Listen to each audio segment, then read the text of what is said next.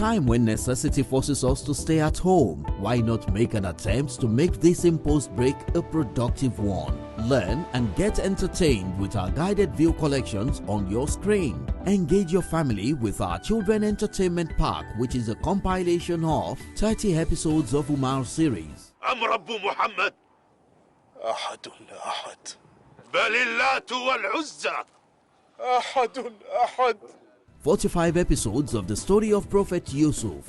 But many people in the world are still ignorant and poor.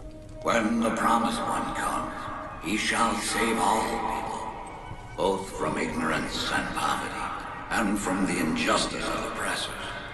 The promised. Yes. 10 cartoon episodes of the story of Saladin Al-Hayubi and Nigeria Muslim children preachers. How terrible was my torment and my warning. فَكَيْفَ كَانَ عَذَابِي وَنُذُرِ. The people of Ad belied their prophets. Why spend so much of your data in downloading Mufti Mink's lectures when we can deliver a carefully selected 20 hours of Mufti Mink's lectures in Nigeria and across the world, with lectures from one Ummah annual convention at your doorstep? خلقتني من نار وخلقته من طين. For those in marriage or interested in marriage, we have got you covered with up to 50 lectures on marriage affairs featuring Miriam Lemu, Sheikh Idris Kamisa, and many other marriage experts. You can get each of these packs at 5,000 Naira on a 32 gig flash drive.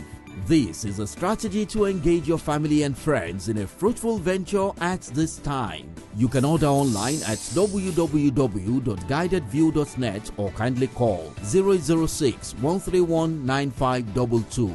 Guided View Collections. Make this imposed break a productive one.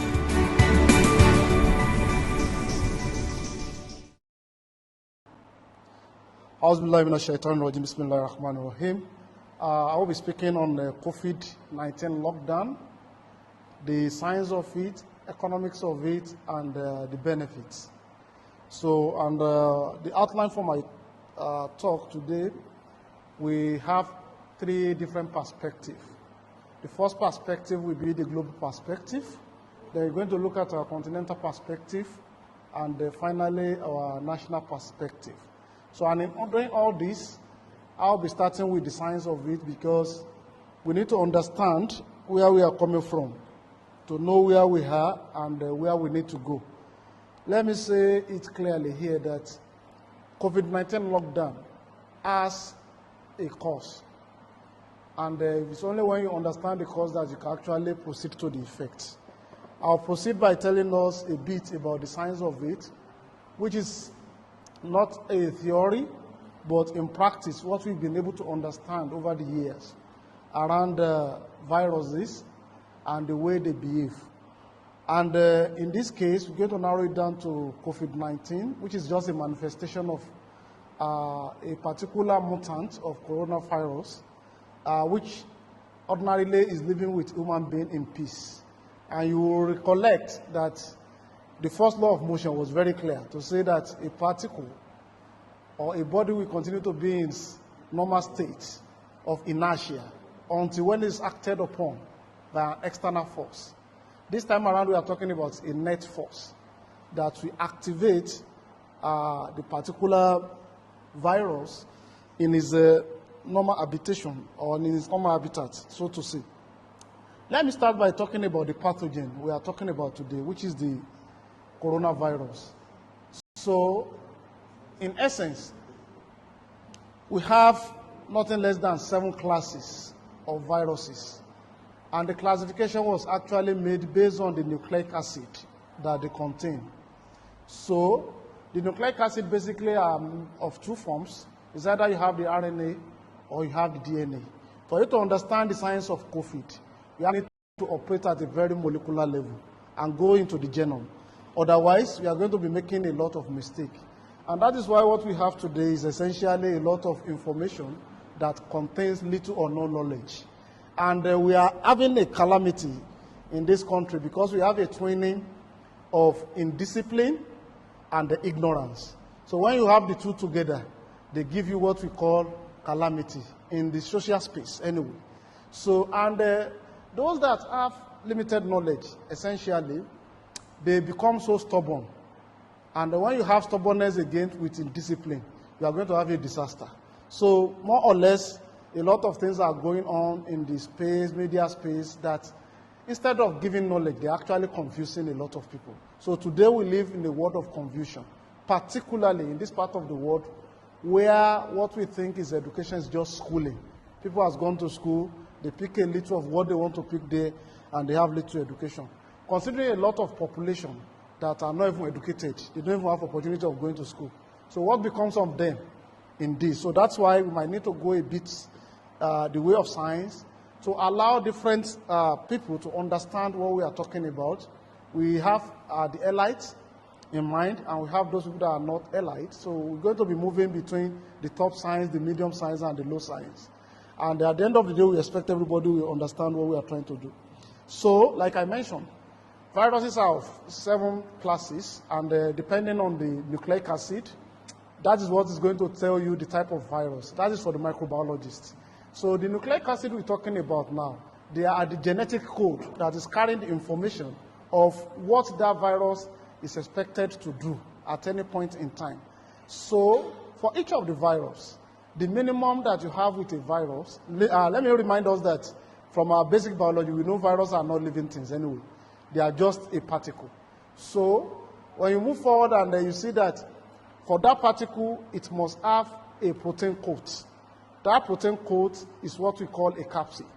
So a protein coat with a nucleic acid does not make it functional. That is why many a time they are in their inertias. And being in their inertia means they can actually be in a state of non-activation for a long period of time. 99% of coronavirus species that we have are actually living in mammals, including human beings. They are there, they are not just being activated. They are living their own life. This particular coronavirus we are talking about now is a mutant of a typical coronavirus, and from the genomic analysis that we have seen, 99.8% of similarity in terms of homology is similar to those ones that are not even virulent. So the one that is virulent today, it has become a mutant. A mutation has occurred. And what type of mutation occurred?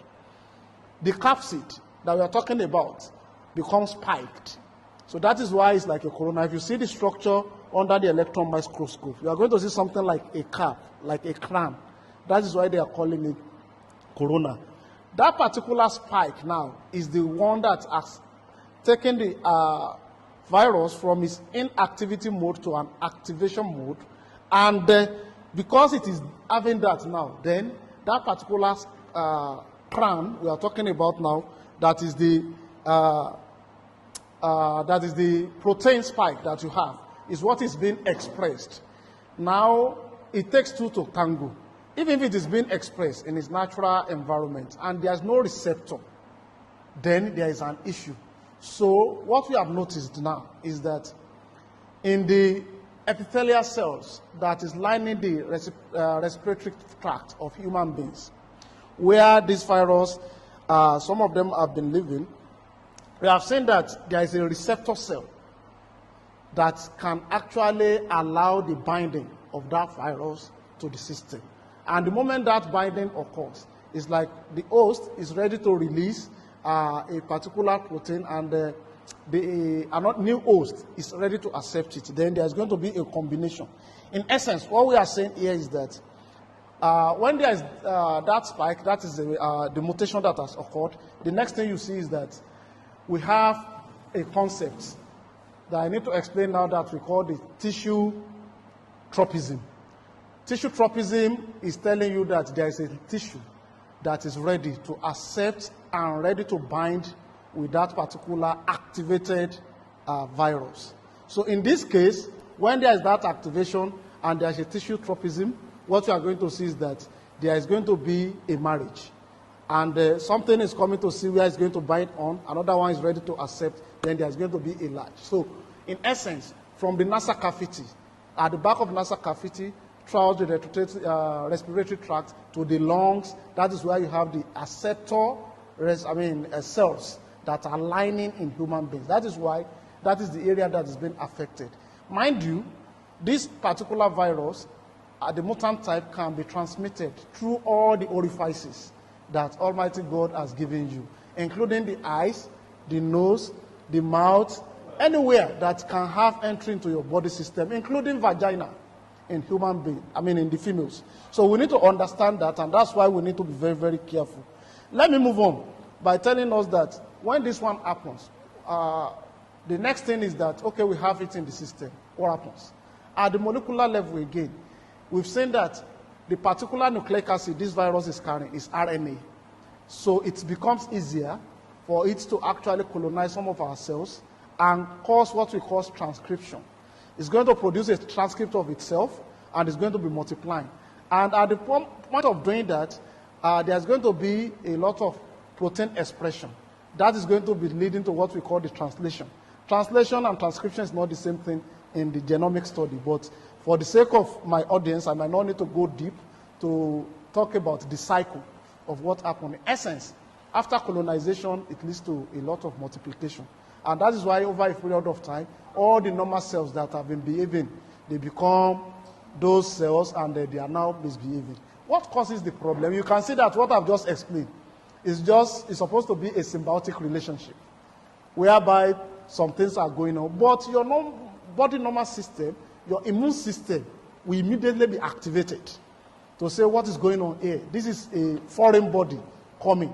And when that one happens, that is why you see a lot of problem, and you can see that the manifestation of the immune response in your body system, that is what is giving you a lot of disease. You can see again that when the immune system is being mobilized to fight a particular virus, then it means the defense system is coming down, because there are other things that is being put under stability. Maybe people that have some ailments already, and that immune system is being mobilized at different sites. Now that they have a bigger work to do, all of them will leave where they are, and they are going to move like a security guard to that particular site. And it means a lot of things that they were doing before now becomes failing. And that is why you see when they say people have a compromised immunity or is having a disease before, and the immune system is supposed to be the one managing those issues, then they are now mobilized to manage a bigger issue, why this other system is failing. Before you know it, it can lead to death. Again, let's say that our immune system naturally should be able to get rid of this particular virus without any complications. That is why you see some people, they say they are asymptomatic. They are not even showing any symptom because their immune system is well mobilized. It has only one fight, it's fighting that time, no multiple fights. People that are having underlying diseases, their immune system have multiple fights, and they're already thinning out. Now another one comes. So that is the layman way of explaining these things, so that people will know that if you are suffering from diabetes, a lot of issues that require your immune system to be active every time. And now COVID is coming, or the coronavirus is coming, let me put it that way. Then it is a possibility that some of those defense systems will be compromised because they want to come and fight this bigger challenge, which is newer anyway to the system. So in doing all of this, the manifestation is very clear based on this explanation. You can see some people that their nasal cavity is going to become blocked. Why? Because there's going to be oversecretion of phlegm and mucus. And then now, because it's being actively multiplied per seconds per minute, so it's going to block all what you call the respiratory system. And it can cause the swelling of that area. So if any human being cannot breathe again, what happens? So that is death. So essentially, that is how it is being manifested. So you're going to see a lot of people talking about different solutions to this problem. I'm going to use garlic. I'm going to use a lot of this, a lot of that. Well, what I can say around that is that, yes, we cannot be talking about problem without a solution. But the solution lies in what makes your system or is compatible with your system. That is why people are talking about chloroquine. Some people are talking about Cuban interferon. Some people are talking about their garlic. Some are talking about azithromycin. A lot of them have been mentioned. So what we need to realize is that we don't have the same genome. We don't have the same genetic reaction. That is why many of these drugs cannot give you 100%. But if you know what works for you, what is essential is that this virus should be removed from your body system. So what makes that one to be removed are things that you need to work on. For example, you know, it's a flu-like reaction. Some of us know what works for us when we have flu. In as much as, yes, it might not be 100%, but it might not lead to the blockage of the reproductive tract. So if it is garlic that assists you to do that, you might be on garlic and it's going to assist you to make sure that at least you are relieved and you can live your normal life. Remember, it is only 2 weeks that the life cycle of this particular virus in the human system can last. So it will have completed its life cycle within the system. It's either it's getting out, it's staying with you. That is why you see some people, if they have gotten it out, that is the maximum period. I'll give you an instance here. I don't want to mention the name of the professor in Nigeria. He got infected, and I must confess to you, within 8 days, he's a professor of medicine. He was clear about 5th day. He was speaking to another professor who I engaged with, and he told the professor that, let me tell you, if it's more than this virus, I will flush it out of my system. Confidently, he was saying that. By 8th day, he was tested negative.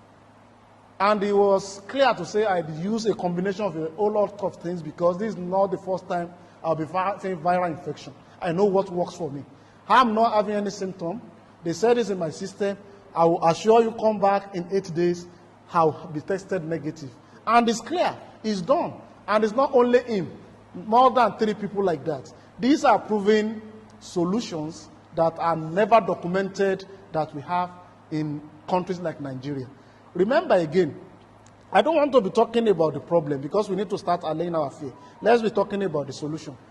When you look at the trajectory in terms of the statistics across the world, there's an hypothesis again that in Africa, maybe we have some peculiarities at genomic level that is making us to be a little different from the other part of the world. I wouldn't say it's no, and I also don't say it's yes, until when we carry out a research to authenticate this particular claim. But there might be, because that's why I call it an hypothesis, because, you know, even chloroquine is effective against it. Some of us cannot count the doses of chloroquine we have taken from birth till now, until when they tell us that stop chloroquine, be taking artemisinin and some other things. So if that has been part of our system, and it has caused a lot of genetic modification in terms of our gene expression and protein expression at genome level, unknowingly to us. Now that this particular one is coming, we might have some level of defensive system who says no. Because if chloroquine is being indicative, I don't want to say there's anybody, particularly in this part of the world, that doesn't have some doses, residual doses of quinine in his system, either as chloroquine, either from bitter leaf, either from bitter cola, many things that we are taking. And I must say, too, that many of the whites, they have never taken anything that as bitter as that in their life. So we are not saying the same thing. Again, the environmental factor. There is no way you want to talk about the genomics of any disease where you are not looking at the genetics and environmental training. Again, that is G to X. For every condition, phenotypic expression you are seeing anywhere that is that manifests as a disease. Because what you see as a disease is just the manifestation of what is going wrong. It is the manifestation you are causing the disease. The genetics of that particular individual and the environment contribute greatly. So our environment is not the same thing as the environment there. Again, we have not proven that. I'm not saying it is a fact, but it's an hypothesis that we need to try out to know what it means. So let me now go a bit into the solutions. Again, for the human receptor, we are going to see that, yes, it is in human being now. What firstly happened? I discussed the issue of immunity. That's the first thing that will happen. Assuming that people is now being tested, there should be a series of activities. If you are traveling from any part of the world, or you are traveling from any new place that people cannot actually identify, or from an endemic place, the first thing that is expected of you is the isolation. Remember, I mentioned the issue of indiscipline and ignorance. When you have the two, I say it causes calamity. Now, many people travel out of this country. They know where they are visited. They came back to this country, and recklessly, they started moving around. So that is highly unacceptable. You can see that is a mixture of ignorance, because maybe they don't know the levity of this problem, and indiscipline. So that is why it leads to that calamitous end, and that is why you can see the spread. At least, even in Islam, isolation quarantine is allowed. You don't go to mosque when you are sick. When you know you have an infectious disease, you're supposed to isolate. You don't go and infect the community. It's a sin. It's not only that it's not morally right, it's a sin. So that is the truth, because if you multiply it now, the resources of the society goes into that, and a lot of things will be get missing. Okay, so it is expected that people are isolated. The question I will ask now is that, how many isolation centers do we have in this country for this kind of epidemic or endemic disease or a pandemic? So before now, nobody is talking about isolation centers, because we have never seen it. We have been reading it in books. But how many isolation centers do we have? So I want to suggest at this point that ordinarily, for the kind of population we have in this country, if you have 37,000 isolation beds or facility across the country, is not going to be a bad idea. So meaning that at least a minimum of 1,000 isolation facility per state. Then quarantine. Again, people make jest of this word. Yesterday, I was just listening and somebody said they were asking him in Lagos. I'm talking about level of ignorance now. On the street of Lagos, guy, what is the meaning of quarantine? He said when somebody is coughing and his throat is doing that is quarantine.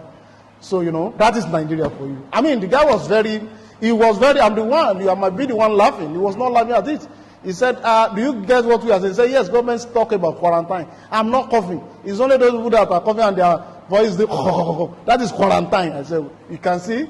So meaning that there are a lot of English we are speaking at elite level that Nigerians cannot even understand what is. So these are the things that we need to actually look at it.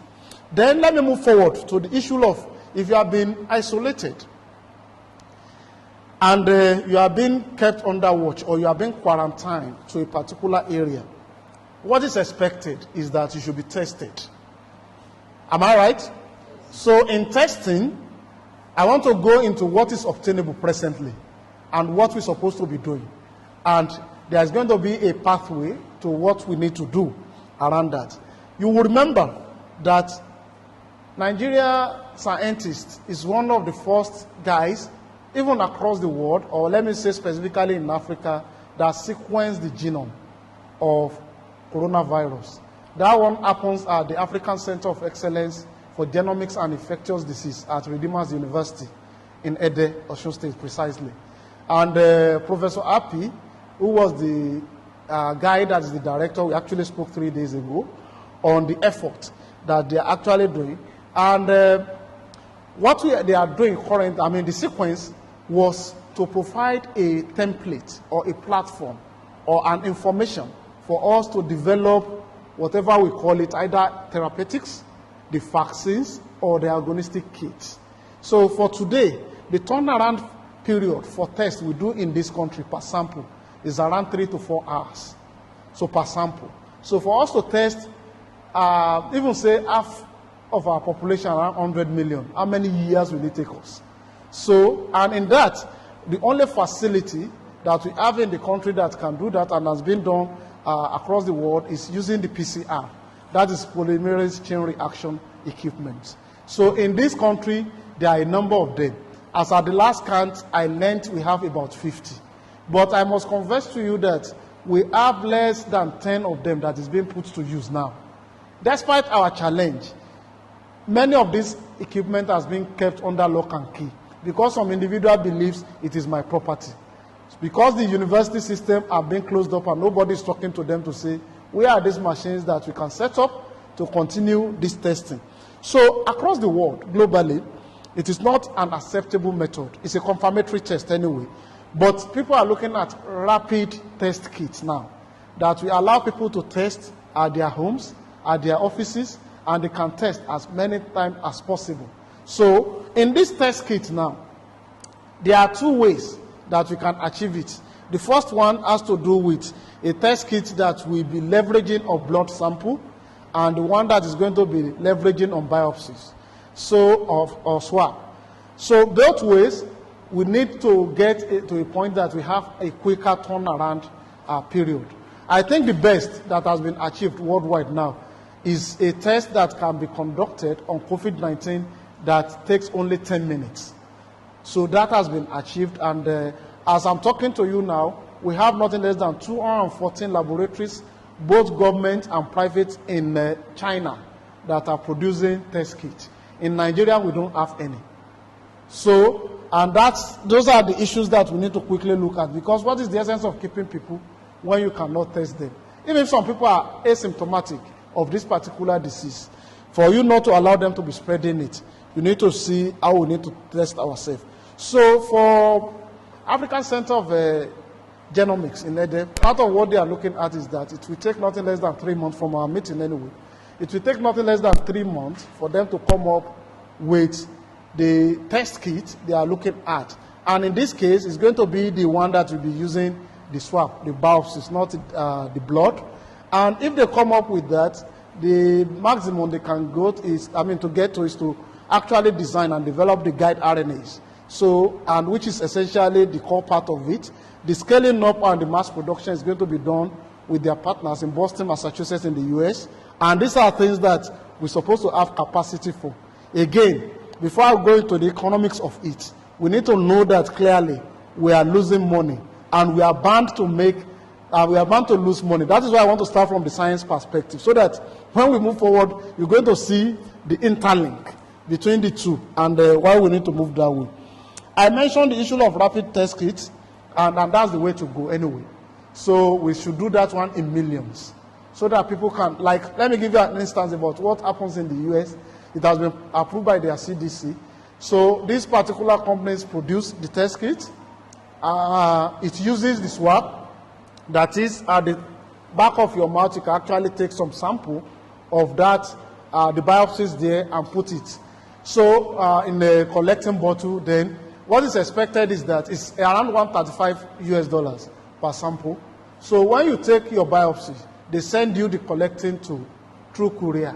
It comes to your house, you take your own sample, you put it back, you ship it back to the company. They do the analysis for you and send you your result by email. That is technology backing up biological sciences now. And that is the way a lot of people are testing themselves in the US. It's a model we can adopt. You don't need to go to lab. They ship your test kits to you. You take the sample yourself. You seal it. You send it to the lab through courier. And they send you your results. So for me, when you are talking about digital economy in this country, I want to see the perspective that they are coming and the innovations we are bringing on board to battle this COVID. So that is going to be when I'm discussing more of benefit and economics. Again, we can look at injectables. There is a particular company in Europe is looking at coming up with a drug. There is a part I missed when I was explaining to you. There's what we call the human angiotensin converting enzyme, ACE2. That is the gene that is a receptor for the virus in human being, and that is the gene that is present in the epithelial lining of the respiratory tract. Again, any human being, any mama that has this can have this disease, meaning that from embryonic level of human being to adult level, all of us has this particular gene. So, particularly, it can be anybody, either baby or anybody can have this disease. So, where have I left? I've left on the issue of therapeutics. So, this particular enzyme I just mentioned now, for you to stop the progression of this particular disease, the therapeutics that we need to develop, the drug, must be able to cut off the secretion of that enzyme. The moment it's being cut off in our epithelial lining, even if the virus comes, there won't be anything to leverage on to progress. So in essence, what will happen is that if we have any drug, either quinine, either anything that can cut off that enzyme from assisting the protein, the capsid, of expressing itself under our molecular system, then definitely we can get a drug for this. We could actually have an injectable. And then lastly, I'll be talking briefly about the vaccine. You can see that vaccine development for human beings in this country is at 0 level. So we are about becoming another set of guinea pig for people that are going to be developing vaccine across the world. And let me just tell us the simple principle of the vaccine development. The simple principle of vaccine development is that if somebody has been infected by a particular disease and his immune system is highly mobilized to make sure that that particular person does not come down with that disease or he survives after going through it, it means the defense mechanism, the macrophages that that particular human being has been trained to recognize an antigen. And that antigen, wherever it's coming from, any day, anytime, you will recognize it and know how to shut it down.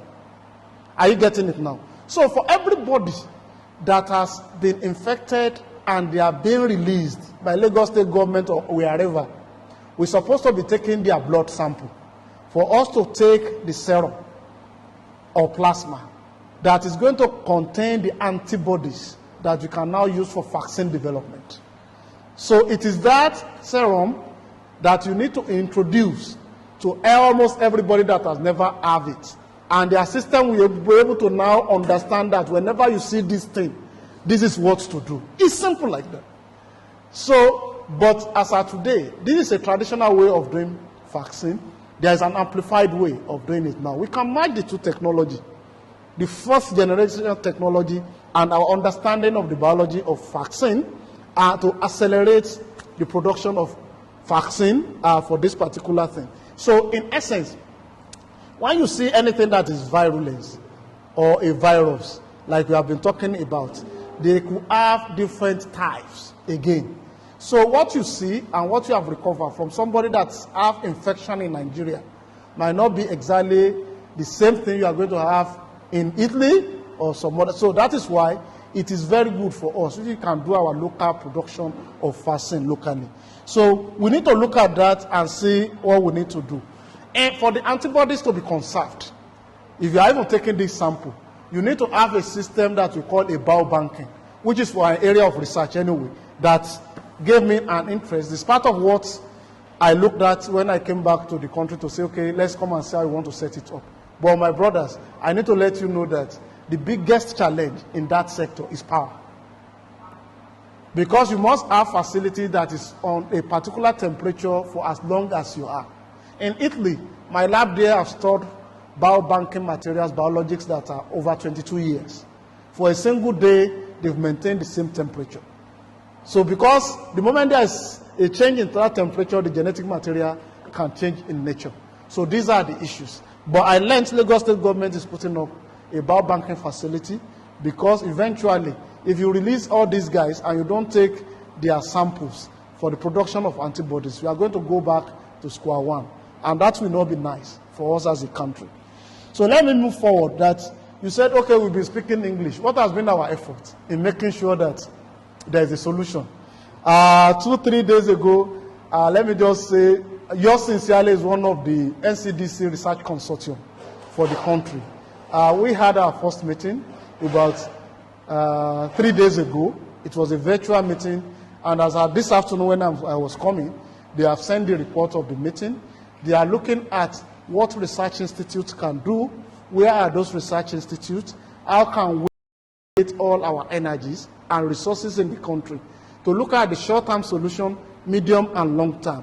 What research do we need to do immediately as a country? You know, I've raised like 2-3 hypotheses in my talk. There are other hypotheses. Can we start trying them out so that we can have a solution? So we are involved in that. And like I mentioned to you, the same day, on Friday, I was speaking with other partners, with Professor Api, who done the genome sequencing to actually to actually engage on what is being currently done and what we are looking at.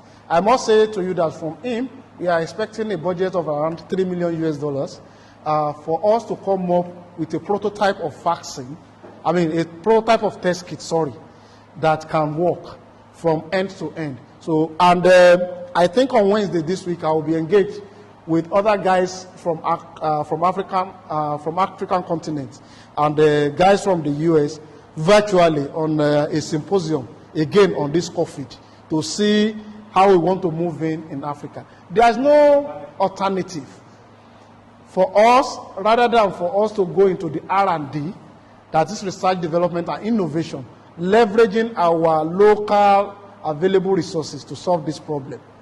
And why we need to do that is this. Many countries across the world have said nothing less than 6 months that it will take them to stabilize their health sector. So inputs and the pharmaceuticals across the world will become so scarce. Because for all the countries where we are at, people are on medicals. We are just consuming. Many of the companies are not producing now.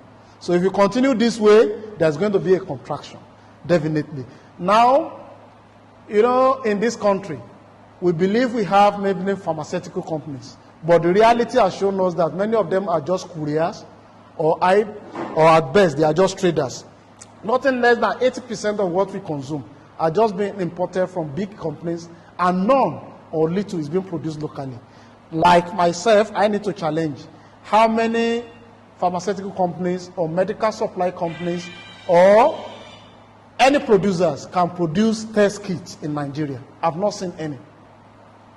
So assuming the technology is even ready, it means we need to go abroad to go and produce it. That is not sane. That is not acceptable. For a population of 200 million people, then we are in trouble. So these are issues that we need to start talking about. Let me quickly move because of my time, because I have 1 hour. I've done like over 30 minutes talking about the science. 40 again, sorry. I'm sorry for that, but let me just go into the economics of it so that you can see how we need to progress as a nation. On the economy, I'll be looking at 5 key elements because of sake of time and limitation. The first one I have is food. The food economics of COVID-19 lockdown, the employment economics, the household income economics, and finally I'll be talking about the medicals. Well, let me start by telling us that we have had a number of interventions. CBN is coordinating one. Just yesterday, the Federal Minister for Finance and National Planning is seeking through the National Assembly another intervention of 500 billion. So the questions that we need to ask is that we thought it's a matter of money. And in the economics of this, let me go back to the pharmaceutical sector. CBN is talking about 100 billion to support immediate production and facilitation of pharmaceuticals. Now, you understand that this money is not a grant, it's a loan. As of today, about 13 companies or 12 of them have been earmarked to come and say, come and take this money. Why are they not taking the money? Why are they not taking the money? Why are we not asking questions? The reason being the fact that there is a huge gap when it comes to the issue of competencies and capacity. In terms of human resources, in terms of equipment, in terms of production line, in terms of raw materials. So, and these are issues. Now, we have never seen anybody, our majority of these companies are not working with local researchers to even know how we are extracting quinine. Let me break it down. Assuming that we take our quinine from dongoyaro, the neem tree. Who are the producers of dongoyaro commercially in this country? If we don't have, or we have small, who are the aggregators of dongoyaro in this country? So today, even if the US said chloroquine is the way to go, is Nigeria ready to supply what is used in making chloroquine? So if that is zero, then what are we talking about? Again, before now we believe it's money, money, money. Many private sector, they have gathered nothing less than 37 billion from Dangote down. 37 billion is sitting. What are we using it for? Are we going to use that money to import test kit again? Is that a way to go? What has been the support of the government of the day to the private sector?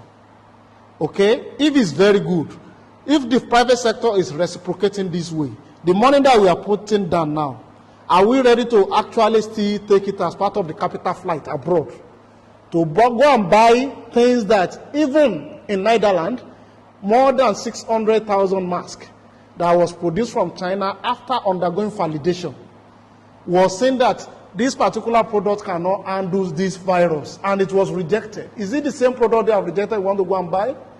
The question is that we have our validation lab to test as small as face mask in this country. So before now we've been talking is money, money, money. Now we have money. Money is on ground. What do we do with money?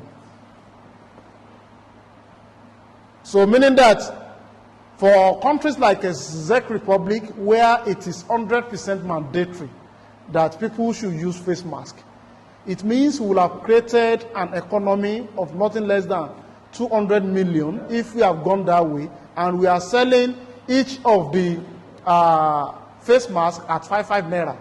If you are selling 5 naira, all Nigeria is mandated to use it, assuming 50%. Let's say 50 naira times 100 million people. What is that? Are you getting it now? So as more as face masks, but we are not looking at that. Let me say that this particular pandemic has actually taken us back to the recognition and the appreciation of Maslow hierarchy. There's a Maslow law that speaks about hierarchy of needs. I must confess to you that everybody in the world now, more than 80% of the global population is at the bottom of the pyramid of Maslow hierarchy. Why do I say that? That is where what you need is only for physiological function. That is where we are. Everybody across the world has been humbled because you have been locked down. So when you are locked down, what are you clearly doing? You are looking at making sure that you are able to eat. You have shelter on your head. You have clothing. You have air, and you have water. Those are the things that he mentioned for now. Nobody is talking about safety again. Safety in the sense that you don't need any security guard, because where are you going? Your security details, where are they? All of them are there with their family, because their family have called them. You need to return because your organ might be a carrier. That's the truth. Many people that have been infected at that level, they got it from their boss. Because to this country, we've seen from the first case, it is an imported virus to this country. And many cases has been imported. Anyway, there is no place that they said, okay, somewhere in the north or in the south, there was an outbreak. No, in this country. So, meaning that we are not talking about love and belonging, self-esteem, and this and that. There is nothing like that, because the whole world is being humbled. So, let me just talk about the food economics now. The food economics, let me firstly come from the positive side of it. The positive side of it is this. Okay, before I actually go deep into that, the basic principle I'll be using for us to understand the economics of it is the basic principle of economics, which is demand and supply.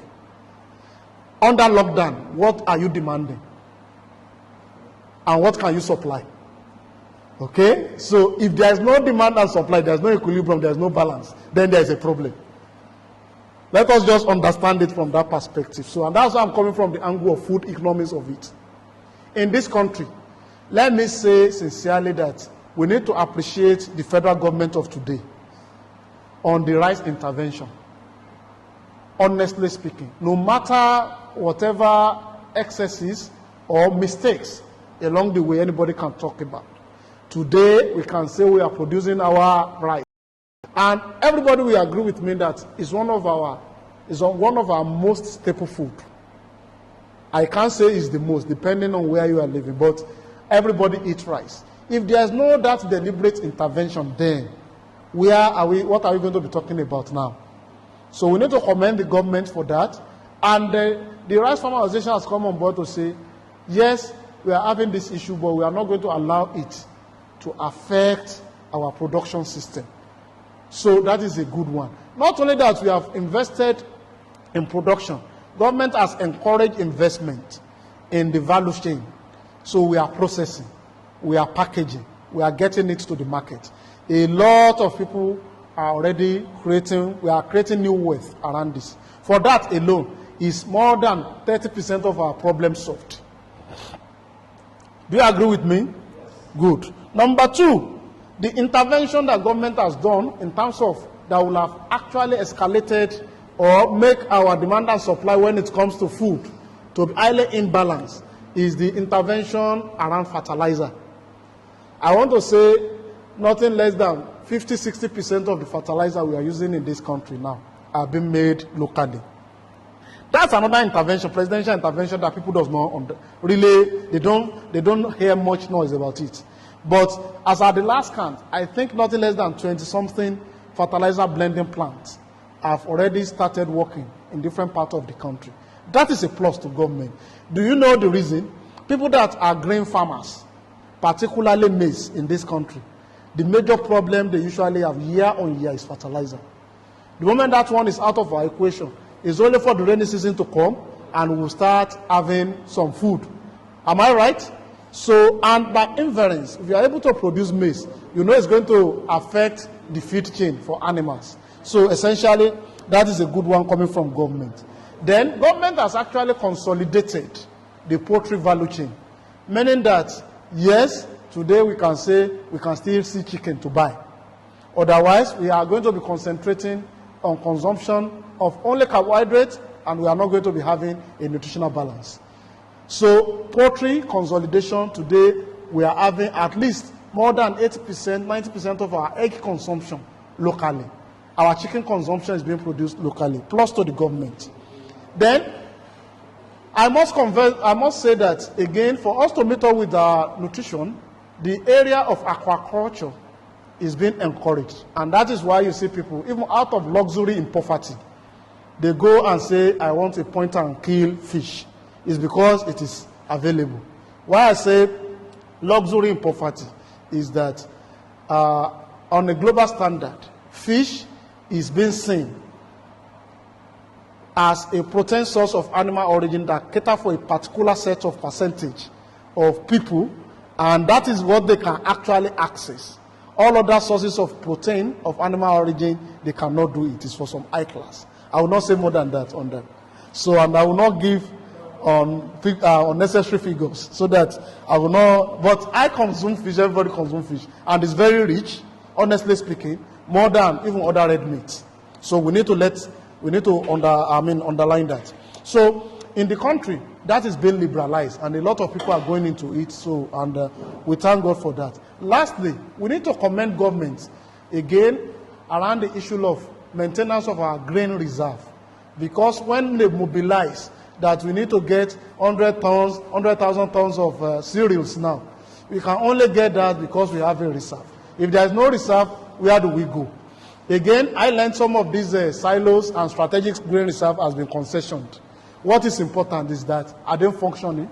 At the time we need this grain, is it available? Are we getting it? The moment that one is done, then let me knock governments on some of these things that we ought to have fixed and we have not fixed. Number one among them is the livestock sector.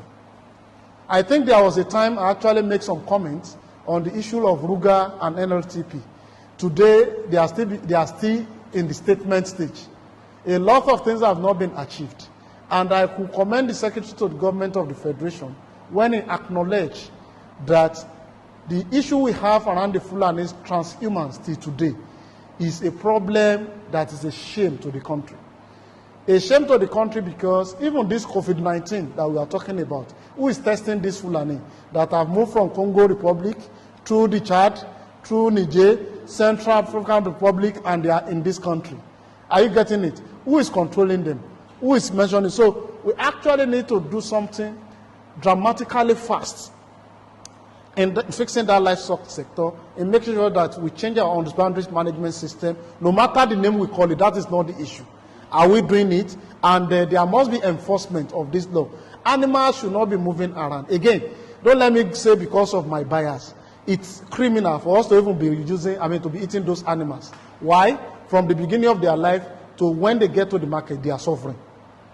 All their life they have suffered.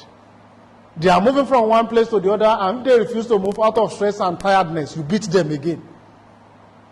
And when you see the type of meat you eat here, you start having problem yourself because you are not eating meat, you are just eating some stressed protein fibers. So people behave like them sometimes because that's what they have been hitting. So, and we can't continue this way. We've gone, in fact, that's why I usually challenge the government officials. They are the most traveled. Where have you traveled to in this country that you see their cattle on the road? Tell me one. Just one. From the airport when you are landing in Abuja, you are going to see cattle coming to welcome you or what? So we can't continue that way. That sector, if you are able to fix poultry, I believe we can fix it. We don't need any magic. There are things that we need to do in that sector. Number two, that I will limit it to is the production of bread. The wheat value chain has not been fixed. And I must confess to you that now that the whole world, they are moving, you see, in this part of the world, we are talking about food security. There is a difference between food security, food sovereignty, and nutrition security. People eat anything. If it is consumable, are you getting it now? And it is safe, it doesn't have a disease, we call it food. But it's not all the food that's going to give you nutrients. If you look at what you are eating in terms of quantity and what you are passing out in terms of excreta, and they are almost equal to the same thing. You are just a transit for raw material that you are getting on feed to the toilet. That's the only thing. You are just a biological system that is processing some roughages around. And you are living with that and you say that's the food. You are getting me now. Look at countries like Rwanda. They will tell you that now we are not talking about food again. We are talking about where to export our food to in excess. So that is clear. In this country, we need to fix that sector.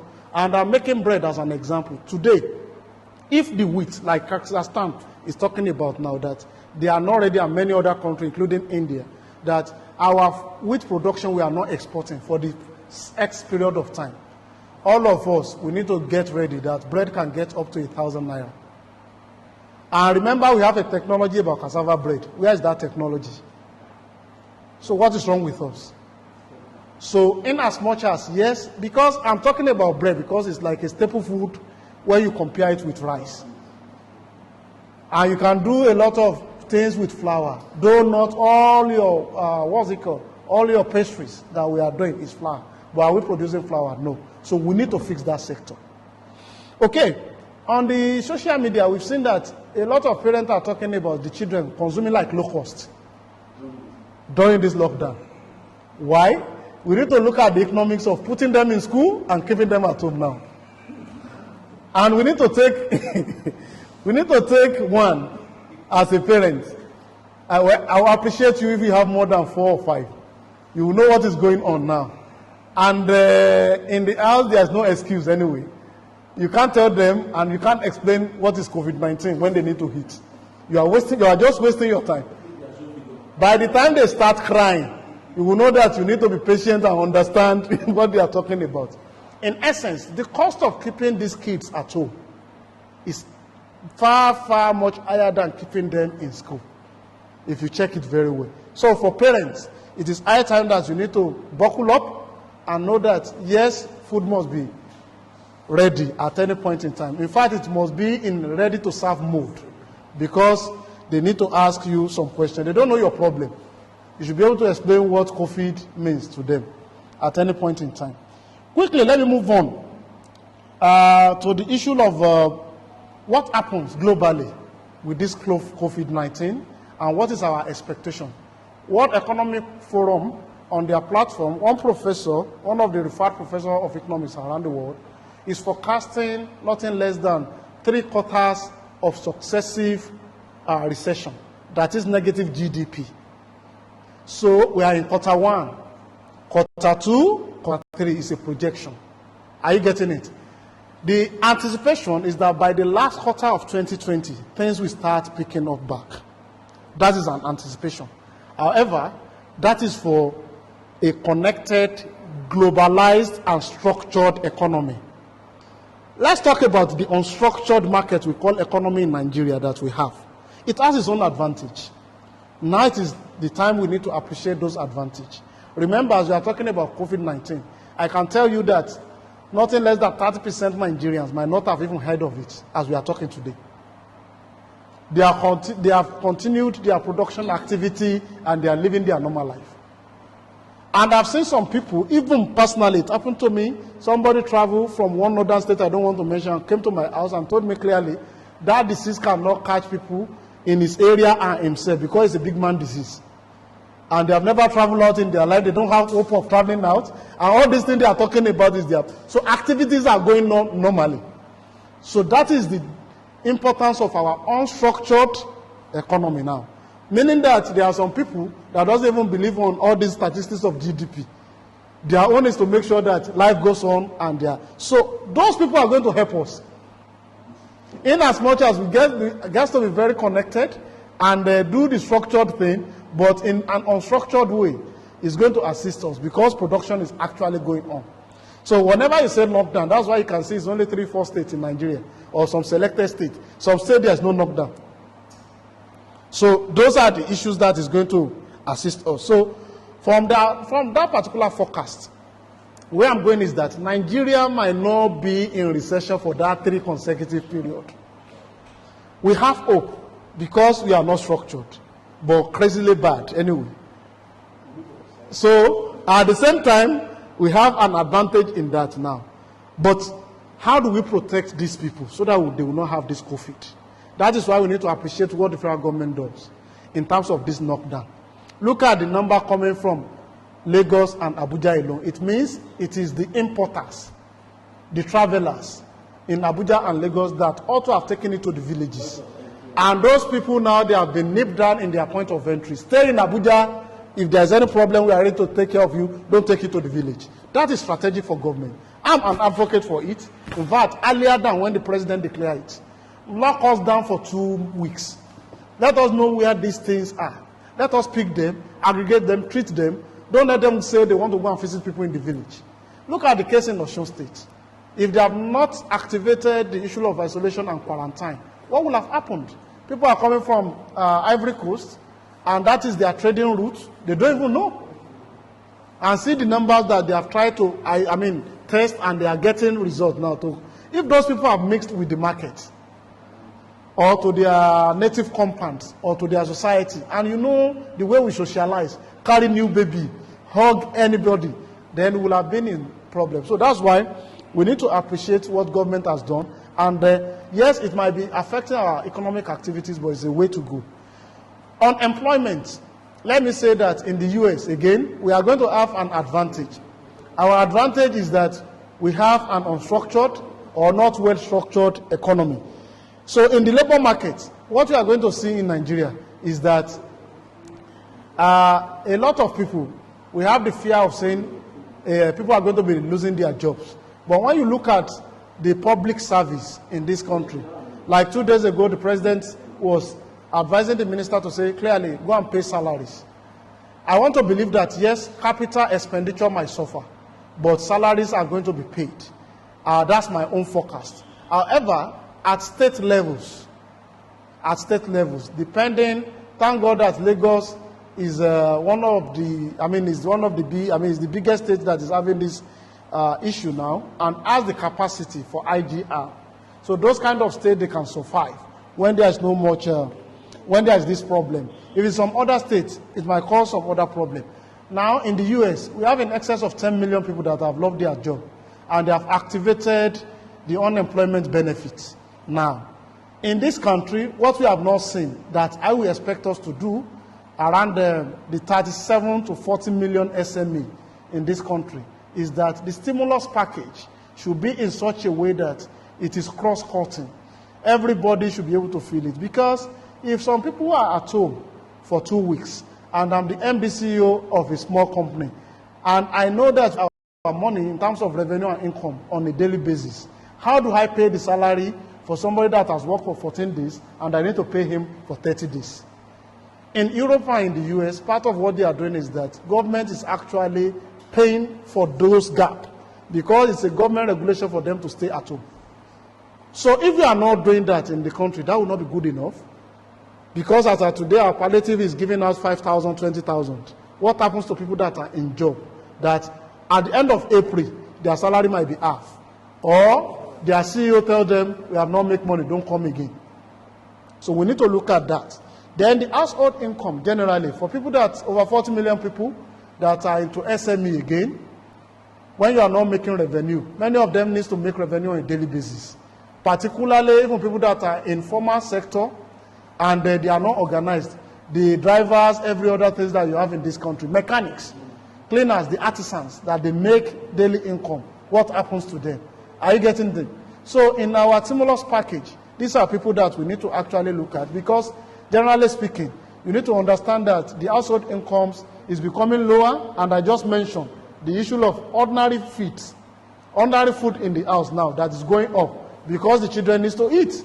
And the irony of it is that if you are at home too, you have the potential as an adult to eat more. Yes. Am I right?